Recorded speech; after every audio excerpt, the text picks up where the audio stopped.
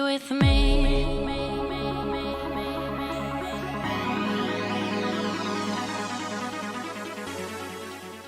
Então, quando a gente descreve sobre as lesões que ocorrem na corrida, apesar de existirem diferentes mecanismos que podem predispor a uma determinada lesão, muitas vezes o fator que está correlacionado com a ocorrência de lesões é o volume de treinamento.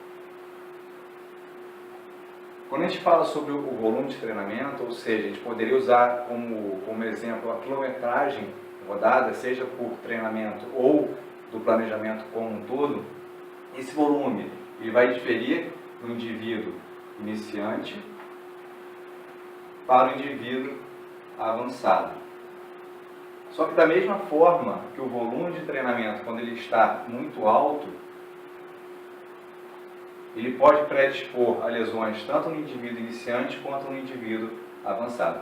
A grande diferença é que, por exemplo, quando a gente pensa na quilometragem total rodada, obviamente essa quilometragem que o iniciante vai rodar vai ser menor.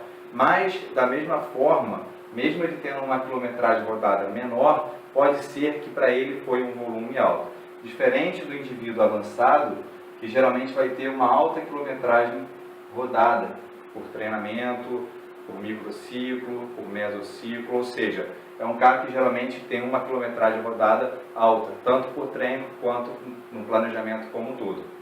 O indivíduo iniciante, ele também pode apresentar lesões decorrentes do volume de treinamento.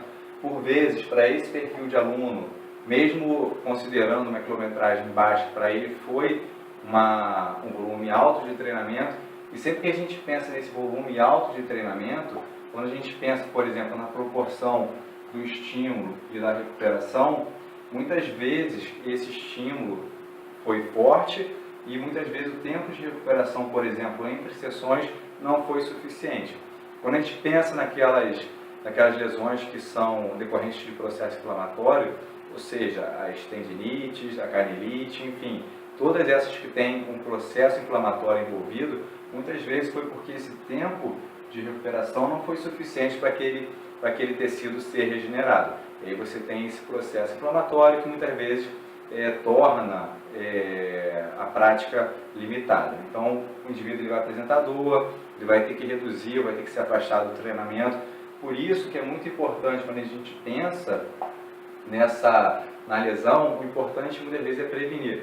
Ou seja, uma boa programação na qual você vai ter um volume de treinamento adequado, um volume que seja adequado para o perfil do seu cliente.